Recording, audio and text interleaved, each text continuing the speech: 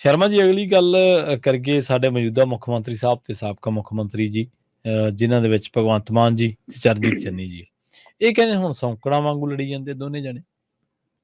ਨਹੀਂ, ਉਹ ਆਪਾਂ ਸ਼ਾਇਦ ਪਹਿਲਾਂ ਵੀ ਉਸ ਦਿਨ ਗੱਲ ਕਰ ਰਹੇ ਸੀ ਜਦੋਂ ਇਹ ਕਾਰਵਾਈ ਸ਼ੁਰੂ ਹੋਈ ਹੈ ਕਿ ਉਹ ਦੁਪਹਿਰ ਨੂੰ ਜਿਹੜੇ ਜਨਾਨੀ ਵਾਲੇ ਨਾਟਕ ਆਉਂਦੇ ਆ ਨਾ ਟੈਲੀਵਿਜ਼ਨਾਂ ਤੇ, ਉਹ ਨਾਟਕ ਬਣਾ ਕੇ ਰੱਖਦੇ ਇਹਨਾਂ ਨੇ।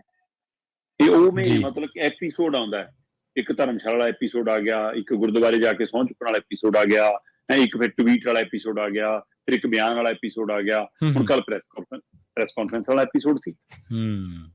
ਮਤਲਬ ਤੁਸੀਂ ਨਟੰਕੀ ਕਰ ਰਹੇ ਹੋ। ਜੇ ਦੇਖੋ ਤੁਹਾਡੇ ਕੋਲ ਤੱਥ ਨੇ, ਸਬੂਤ ਨੇ, ਪਰਚਾ ਕਰੋ, ਕਾਰਵਾਈ ਕਰੋ, ਤੱਥ ਸਾਹਮਣੇ ਲਿਆਓ, ਅਦਾਲਤ 'ਚ ਰੱਖੋ। ਜੀ ਬਿਲਕੁਲ। ਸਿਰਫ ਮਤਲਬ ਇਹ ਕਿੰਨਾ ਮਤਲਬ ਕਿ ਜੇਕਰ ਤੁਹਾਨੂੰ ਲੱਗਦਾ ਹੈ ਕਿ ਧੋਖਾ ਹੈ ਤਾਂ ਰਿਸ਼ਵਤ ਲੈਣੀ ਤੇ ਦੇਣੀ, ਚਾਹੇ ਉਹ 2 ਲੱਖ ਦੀ ਚਾਹੇ 2 ਕਰੋੜ ਦੀ। ਜੇ ਉਹ 2 ਕਰੋੜ ਮੰਗਿਆ ਸੀ 2 ਲੱਖ ਦੇਣ ਗਿਆ ਸੀ ਤਾਂ ਉਹ ਵੀ ਤਾਂ ਗੁਨਾਹਗਰ ਹੈ ਜੀ। ਕਿਉਂ ਗਿਆ ਉਹ? 2 ਲੱਖ ਵੀ ਤਾਂ ਰਿਸ਼ਵਤ ਹੈ। ਪ੍ਰਵੀਨ ਜੀ, ਮੈਂ ਇਮਾਨਦਾਰ ਹਾਂ, ਮੈਂ ਦਮ ਭਰੀ ਜਾਣਾ, ਪਤਾ ਤਾਂ ਉਦੋਂ ਲੱਗੂ ਨਾ ਜਦੋਂ ਮੈਨੂੰ ਖਰੀਦਿਆ ਜਾ ਰਿਹਾ। ਜਿੱਦਣ ਹਾਂਜੀ ਬਿਲਕੁਲ ਬਿਲਕੁਲ। ਵਿਕਿਆ ਬੰਦਾ ਲੱਖ ਦਾ, ਵਿਕਿਆ ਬੰਦਾ ਕੱਖ ਦਾ, ਚਾਹੇ 1 'ਚ ਵਿਕੋ ਚਾਹੇ ਲੱਖ 'ਚ ਵਿਕੋ, ਜੇ ਤੁਸੀਂ ਵਿਕੇ ਹੋ ਤਾਂ ਤੁਸੀਂ ਭ੍ਰਸ਼ਟਾਚਾਰੀ ਹੋ, ਕੱਖ ਰਹਿ ਗਏ ਤੁਸੀਂ। ਬਿਲਕੁਲ ਸਹੀ। ਤੇ ਇਸ ਲਈ ਜੇਕਰ ਚਾਹੇ ਉਹ 2 ਲੱਖ ਲੈ ਕੇ ਗਏ ਸੀ ਚਾਹੇ 2 ਕਰੋੜ ਲੈ ਕੇ ਗਏ ਸੀ, ਜੇ ਚੰਨੀ ਦੇ ਜਾਂ ਚੰਨੀ ਦੇ ਭਾਣਜਿਆਂ ਨੇ ਪੈਸੇ ਮੰਗੇ ਨੇ ਤਾਂ ਹੁਣ ਤੱਕ ਅੰਦਰ ਹੋਣੇ ਚਾਹੀਦੇ ਸੀ। ਉਹ ਹੁਣ ਤੱਕ ਬਖਸ਼ੇ ਕਿਉਂ ਨੇ? ਕਾਰਵਾਈ ਕਰੋ ਤੇ ਅਦਾਲਤ 'ਚ ਹੱਥ ਰੱਖੋ, ਸਬੂਤ ਰੱਖੋ ਤੇ ਅਗਲੇ ਨੂੰ ਸਜ਼ਾ ਕਰਾਓ ਜੀ। ਤੇ ਜਿਹੜੇ 2 ਲੱਖ ਵੀ ਲੈ ਕੇ ਗਏ ਇਹਨਾਂ ਨੂੰ ਪੁੱਛੋ ਕਿ 2 ਲੱਖ ਕਿੱਥੋਂ ਆ ਗਿਆ, ਫਿਰ ਕਿਉਂ ਲੈ ਕੇ ਗਏ, ਦੇਣ ਕਿਉਂ ਗਏ? ਜੇ ਉਹਨਾਂ ਦਾ ਕ੍ਰਾਈਟੇਰੀਆ ਪੂਰਾ ਸੀ ਉਸ ਸਮੇਂ ਮੀਡੀਆ 'ਚ ਕਿਉਂ ਨਹੀਂ ਆ ਗਏ?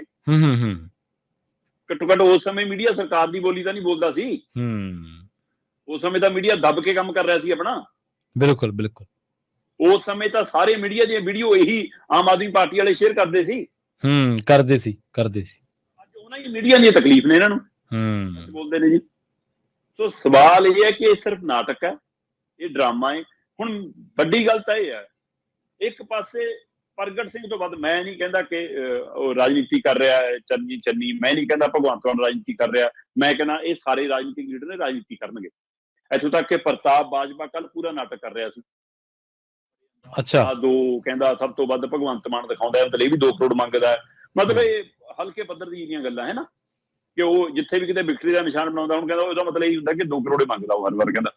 ਮਤਲਬ ਇਹ ਪ੍ਰਤਾਪ ਬਾਜਵਾ ਵਿਰੋਧੀ ਧਿਰ ਦੇ ਲੀਡਰ ਦੇ ਅੰਦਾਜ਼ ਨੇ। ਚਲੋ, ਇਹ ਸਾਰੇ ਲੋਕ ਲੀਡਰ ਰਾਜਨੀਤੀ ਕਰਦੇ, ਰਾਜਨੀਤੀ ਕਰਨ, ਪਰ ਇਹਨਾਂ ਸਾਰਿਆਂ 'ਚ ਇੱਕ ਬੰਦਾ ਲੱਗਦਾ, ਪੰਜਾਬ ਨੂੰ ਲੱਗਦਾ ਹੈ ਕਿ ਘੱਟੋ ਘੱਟ ਪ੍ਰਗਟ ਸਿੰਘ ਜੈਨੂਨ ਗੱਲ ਕਰਦਾ। ਪ੍ਰਗਟ ਸਿੰਘ ਖਿਡਾਰੀ ਰਿਹਾ ਜੀ, ਉਹ ਖੇਡ ਜਗਤ ਨੂੰ ਵੀ ਜਾਣਦਾ ਤੇ ਉਹ ਖੇਡ ਦੇ ਪੈਮਾਨੇ ਦੇ ਤਹਿਤ, ਖੇਡ ਕੋਟੇ ਤਹਿਤ ਨੌਕਰੀਆਂ ਕਿਵੇਂ ਮਿਲਣੀਆਂ ਕਿਵੇਂ ਨਹੀਂ ਮਿਲਣੀਆਂ ਉਹਦਾ ਵੀ ਉਹਨੂੰ ਆਕਲਣ ਹੈ ਤੇ ਉਮੀਦ ਕੀਤੀ ਜਾਂਦੀ ਹੈ ਕਿ ਘੱਟੋ ਘੱਟ ਉਹ ਬੰਦਾ ਝੂਠ ਨਹੀਂ ਬੋਲਦਾ। ਹਾਂਜੀ ਬਿਲਕੁਲ। ਤੇ ਕੱਲ ਪ੍ਰਗਟ ਸਿੰਘ ਨੇ ਬੈਠ ਕੇ ਕਿਹਾ ਕਿ ਭਾਈ ਇਹਦਾ ਕ੍ਰਾਈਟੇਰੀਆ ਬਣਦਾ ਹੀ ਨਹੀਂ ਸੀ ਕੋਟੇ ਤਹਿਤ ਨੌਕਰੀ ਦਾ। ਉਹ ਕਹਿੰਦਾ ਇਹ ਜਿਹੜੀ ਕੈਟਾਗਰੀ 'ਚ ਆਉਂਦਾ, ਉਸ ਡੀ ਕੈਟਾਗਰੀ 'ਚ ਜੇਕਰ ਇਹਦੇ ਨੰਬਰ ਵੀ ਆਏ ਨੇ ਤਾਂ ਉਸ ਕੈਟਾਗਰੀ ਤਹਿਤ ਖੇਡ ਕੋਟੇ 'ਚ ਨੌਕਰੀ ਨਹੀਂ ਮਿਲ ਸਕਦੀ। ਉਹ ਘੱਟੋ ਘੱਟ DSP ਰੈਂਕ ਵਾਲੀ A ਕਲਾਸ ਵਾਲੀ ਨੌਕਰੀ ਤਾਂ ਬਿਲਕੁਲ ਨਹੀਂ ਬਣਦੀ। ਬਿਲਕੁਲ ਸਹੀ ਹੈ। ਤੇ ਜੇ ਬਣਦੀ ਆ, ਕਹਿੰਦੇ ਭਗਵੰਤ ਮਾਨ ਇਹ ਦੇ ਰਹੇ ਨੇ, ਜਿਹੜੇ ਇਕੱਲੇ ਇਸ ਮੁੰਡੇ ਲਈ ਨਹੀਂ, ਘੱਟੋ ਘੱਟ 2200 ਮੁੰਡਾ ਇਹੋ ਜਿਹਾ ਤੇ ਸਾਰਿਆਂ ਨੂੰ ਦੇਣੀ ਪੈਣੀ ਹੈ। ਸੋ ਹੁਣ ਸਵਾਲ ਇਹ ਹੈ ਕਿ ਜੇਕਰ ਉਸ ਸਮੇਂ 2 ਕਰੋੜ ਦੀ ਨੌਕਰੀ 'ਚ ਸੌਦਾ ਹੋ ਰਿਹਾ ਸੀ ਕਿ ਟੈਸਟ ਵੀ ਕਲੀਅਰ, ਨੌਕਰੀ ਵੀ ਕਲੀਅਰ, ਸਾਰਾ ਕੁਝ, ਤੈਨੂੰ ਰੈਂਕ ਵੀ ਵਧੀਆ, ਤੇ ਫਿਰ ਹੁਣ ਉਹ ਕ੍ਰਾਈਟੇਰੀਆ ਅਜੇ ਵੀ ਨਹੀਂ ਪੂਰਾ, ਤਾਂ ਹੁਣ ਕ੍ਰਾਈਟੇਰੀਆ ਕਿੰਨੇ 'ਚ ਪੂਰਾ ਕਰਾਇਆ ਜਾ ਰਿਹਾ ਜੀ? ਉਹ ਵੀ ਦੱਸੋ ਫਿਰ ਹੁਣ ਕ੍ਰਾਈਟੇਰੀਆ ਕਿਵੇਂ ਪੂਰਾ ਹੋ ਰਿਹਾ ਜੀ? ਕਿਹੜਾ ਪੈਮਾਨਾ ਉਹਦਾ? ਇਹ ਪੈਮਾਨਾ ਤੁਸੀਂ ਕਹਿੰਦੇ ਹੋ ਕਿ ਅਸੀਂ ਸੰਵਿਧਾਨ 'ਚ ਸੋਧ ਕਰਕੇ ਕੈਬਨਿਟ 'ਚ ਲਿਆ ਕੇ ਮਤਾ ਪਾ ਕੇ ਉਹਨੂੰ ਪ੍ਰਵਾਨਗੀ ਦੇ ਕੇ ਕਰਾਂਗੇ, ਫਿਰ ਇਕੱਲੇ ਇੱਕ ਮੁੰਡੇ ਲਈ ਨਹੀਂ ਹੋਊਗਾ। ਫਿਰ ਤਾਂ ਜਿੰਨੇ ਇਸ ਕੈਟਾਗਰੀ 'ਚ ਆਏ ਨੇ ਉਹਨਾਂ ਨਾਲੋਂ ਵੱਧ ਨੰਬਰਾਂ ਵਾਲੇ ਵੀ ਹੈਗੇ ਨੇ ਡੀ ਕੈਟਾਗਰੀ ਵਾਲੇ। ਫਿਰ ਉਹਨਾਂ ਲਈ ਵੀ ਇਹ ਕੋਟਾ ਲਾਗੂ ਹੈ। ਫਿਰ ਪਹਿਲਾਂ ਸਾਰਿਆਂ ਲਈ ਕੱਢਿਓ ਇਕੱਠੀਆਂ ਨੌਕਰੀਆਂ। ਸੋ ਇਹ ਪੂਰਾ ਸਿਆਸੀ ਵਰਤਾਰਾ। ਇਹ ਨਹੀਂ ਗਾ ਕਿ ਚੰਨੀ ਦੇ ਟਾਈਮ ਵੀ ਭ੍ਰਸ਼ਟਾਚਾਰ ਨਹੀਂ ਹੋਇਆ ਜੀ, ਜਾਂ ਚੰਨੀ ਦੇ ਟਾਈਮ ਸੌਦੇ ਨਹੀਂ ਹੋਏ। ਮੈਂ ਕਹਿੰਦਾ ਉਹ ਜਾਂਚ ਦਾ ਵਿਸ਼ਾ ਹੈ। ਜਾਂਚ ਦਾ ਵਿਸ਼ਾ ਜਿਹਨੂੰ ਨਹੀਂ ਮਿਲੀ ਉਹਦੇ ਨਾਲੋਂ ਜ਼ਿਆਦਾ ਜਿਹੜੇ ਲੈ ਗਏ ਉਹਨਾਂ ਦਾ ਕਰ ਲਓ। ਬਿਲਕੁਲ। ਕਿ ਕਿੱਥੇ ਕਿੱਥੇ ਕਿਹਨੇ ਦਿੱਤਾ, ਕਿਹਨੇ ਲਿੱਤਾ, ਕਿਹਨੇ ਅਜੇ ਦੇਣਾ ਹੈ। ਕਈਆਂ ਦੇ ਸੌਦੇ ਤਾਂ ਇੱਥੇ ਤਨਖਾਹ ਦੇ ਹਿਸਾਬ ਨਾਲ ਵੀ ਹੁੰਦੇ ਨੇ। ਬਿਲਕੁਲ। ਦੇਖਿਆ 3 ਸਾਲ 5 ਸਾਲ ਤੁਹਾਡੀ ਤਨਖਾਹ 'ਚੋਂ ਇੰਨਾ ਕਮਿਸ਼ਨ ਕਰਾਓ ਸਾਰਿਆਂ ਦੀ। ਪਰ ਸਵਾਲ ਇਹ ਹੈ ਕਿ ਜੇ 3 ਮਹੀਨੇ 'ਚ ਬੰਦਾ ਏਡੇ 2-2 ਕਰੋੜ ਦੀਆਂ ਨੌਕਰੀਆਂ ਦੇਣ ਦੇ ਸੌਦੇ ਕਰ ਸਕਦਾ, ਜਿਹੜੇ ਪੌਣੇ 5 ਸਾਲ ਮੁੱਖ ਮੰਤਰੀ ਰਹਿ ਲਏ, ਜਿਹੜੇ ਪਿਛਲੇ 5-5 2 ਵਾਰ 10-10 ਸਾਲ ਲਗਾਤਾਰ ਰਹਿ ਲਏ, ਇੱਕ ਵਾਰ 5 ਸਾਲ ਪਹਿਲਾਂ ਰਹਿ ਲਏ, ਜਾਂਚ ਕਰਾਓ ਨਾ ਉਹਨਾਂ ਦੀ ਵੀ। ਬਿਲਕੁਲ, ਸਾਰਿਆਂ ਦੀ ਜਾਂਚ ਹੋਣੀ ਚਾਹੀਦੀ। ਕਰਾ ਲਓ, ਕੋਈ 1.5 ਸਾਲ 'ਚ 3 ਮੰਤਰੀ ਤੋਰਨੇ ਪੈ ਗਏ।